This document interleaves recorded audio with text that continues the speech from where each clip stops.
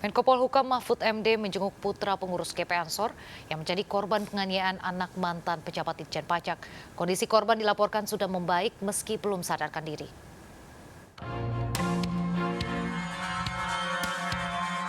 Menko Polhukam Mahfud MD menjenguk putra pengurus GP Ansor yang menjadi korban penganiayaan anak mantan pejabat Ditjen Pajak. Tiba di rumah sakit, kehadiran Mahfud langsung disambut para wartawan. Dalam kunjungannya, ia menyampaikan beberapa hal. Pertama, bersyukur karena kondisi David sudah membaik. Kedua, mengecam pelaku penganiayaan. Menurut Mahfud, penganiayaan yang dialami korban termasuk kategori berat. Mahfud mendukung penerapan pasal 354 KUHP atau pasal 355 KUHP dengan hukuman maksimal 8 tahun hingga 12 tahun penjara. Hal tersebut dimaksudkan untuk memberikan efek jera kepada pelaku dan memberikan pelajaran kepada orang tua untuk mendidik dan merawat anak dengan baik.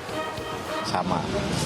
Oleh sebab itu dalam kasus ini kalau kita melihat aksinya yang begitu brutal tanpa peri kemanusiaan, saya mungkin agak setuju kalau diterapkan pasal 351 karena memang itu mungkin, tetapi saya akan jauh lebih setuju dan mendukung untuk mencoba menerapkan pasal yang lebih tegas untuk membuat anak-anak muda, untuk membuat orang tua mendidik anak-anaknya dengan baik, diterapkan pasal 354 dan 355 ya, sehingga bisa lebih keras, lebih tegas.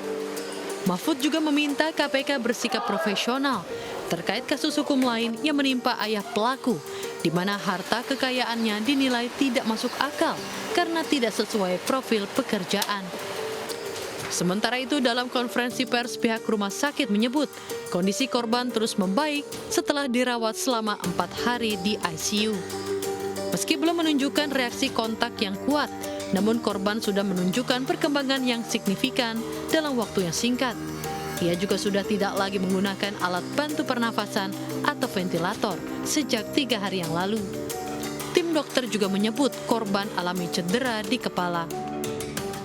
Ya sebenarnya sudah mulai, tapi ya karena dia belum bisa mengontrol betul, ya tapi at least dia sudah bernapas dengan spontan segala macam, tidak menggunakan alat bantu napas lagi. Saya tegas mengatakan kalau kerusakan kita tidak bisa detail dulu, karena ini masih dalam perkembangan, ya.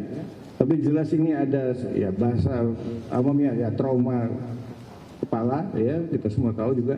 Tapi apa itu yang menjadi masalah di dalamnya itu kita belum bisa, karena ini masih bisa berkembang, ya.